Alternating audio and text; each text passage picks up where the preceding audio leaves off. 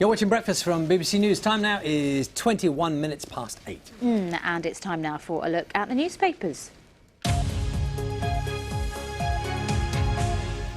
Our guest this morning, author and historian Tessa Dunlop, will be speaking in a moment. Good morning to you. Morning. We're going to have a look at the front pages first. I think we just whipped through some of the front pages for you, and we'll start with the Daily Mail leading on our lead story as well this morning. Michael Gove's confession that he took cocaine on several social occasions as a young journalist.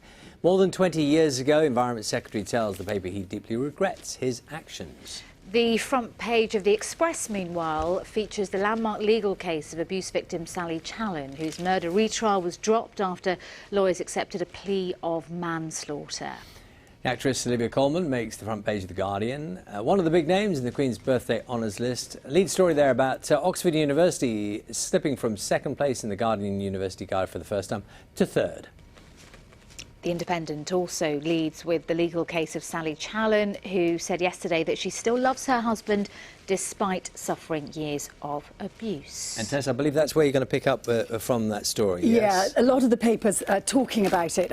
An extraordinary story, really, and the strain that the family must have been under this last decade. And in the middle of the Daily Mail, they obviously run with the headline, "I still love my husband I killed," because it's the sort of extraordinary paradox, the ultimate love-hate kind of binary, disastrous situation. But what their journalist Barbara Davis picks up on, that I think particularly struck me yesterday when I heard one of the sons speak, where he said, "We just want our mum to come back and be our infuriating mum again," or a word like that. You know, that idea that they've been without a father and a mother really for the last decade.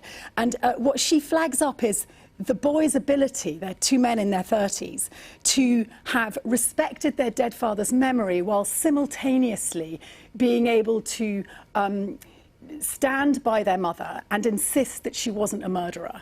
And that's a real challenge for children, to be able to, on the one hand, not belittle the man who brought them into this world and who brought them up, but at the same time support and fight for the freedom of their mother, whom they saw being belittled and entrapped and enslaved for so many years. And I just think there's a real dignity to them. Yes, the two sons, during the campaign, they sat here on the sofa and spoke to us, and everyone said the same thing, which is remarkably eloquent and dignified in the most extreme of circumstances. And she paid tribute, obviously, to her family. That it was the sentence she went through has been for all the family. And of course, she's saying that since she's been in prison, she's met other women in similar circumstances. And this all stems from the 2015 law change, where there's now been a recognition that coercive and controlling behaviour, I think it serves a sentence of something like 5 years if you're convicted for it. And that, of course, has mitigated in terms of her case, and now what she was sentenced for previously, a murderer, it's now been reduced to manslaughter. And of course could have an impact on many women and cases going forward involving coercive control. And what I gather, the family are going to focus on that to help other women. So your next story you picked up on, which is there is an ongoing investigation into an outbreak of hysteria at 3 hospital patients we know have died in connection with this. Yeah, this particularly struck me. It's, again, in almost all the papers, and a tragedy. Listeria, when it manifests itself in you, becomes listeriosis. It's a bacteria, and it compromises those who have challenging circumstances, their immune system. So most famously, of course, if you're a pregnant woman, but particularly if you're elderly, or if you're compromised, or indeed in hospital for a reason, that means they're particularly vulnerable. And Liverpool, which is why this is really a scandal, because when you're in hospital, you expect to be taken care of. You know, you are likely to be weakened for whatever reason. That's why you're in hospital, and therefore to be served food which is contaminated with listeria is a big problem, and rightly a scandal, and in this case a tragedy. 3 people have died.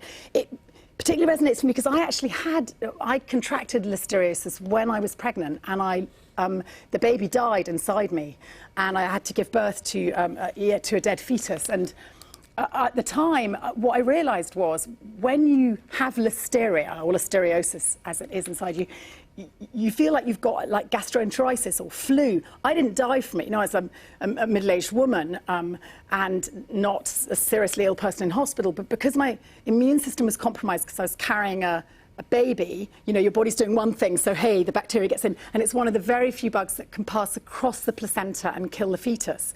And I remember I was quite an old mother, and it was an IVF baby, and I went in and I knew the baby had died, and I'd been very, very sick, but I thought, you know, I didn't realise it was listeria. And initially they just thought it was an abnormality because I was an old mother, but when the fetus comes out perfect, I knew it was listeria. I'd had listeria. I suddenly realised I'd been on a cruise ship, I'd eaten something in a posh banquet that I shouldn't have eaten. You know, people say, why didn't you take more care? But there's actually, when you look into it, because when you look into what you can and can't eat to avoid all cases of listeriosis, can you ever be 100% safe? Actually, the one way to kill listeria is to eat hot food.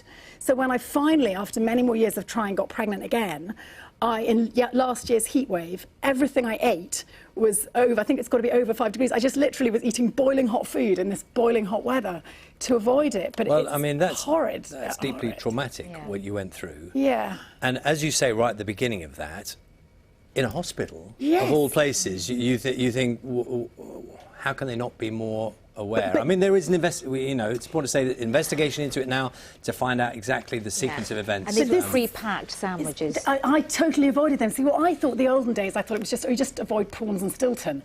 No, actually, you can eat hot prawns. You might get a different disease from them, but you don't. You know, so actually, if you really want to be careful, read the small print and eat hot boiled pasta. I mean, I couldn't really work out what I could eat, and so I think what I'm trying to say is, it's right, this is a scandal and it's a deep tragedy, but it's actually really hard to be 100% safe all the time. And the sicker you are, the more likely you're going to contract disease from food. So we've only got through 2 stories, but they're 2 big, important stories. So worth spending the time. You're going to come back in an hour's time, and we get, I think, a little bit of Donald Trump. Save it. We'll hold that one for now, and we'll see you in a little while. Thank you. Thanks, Tessa.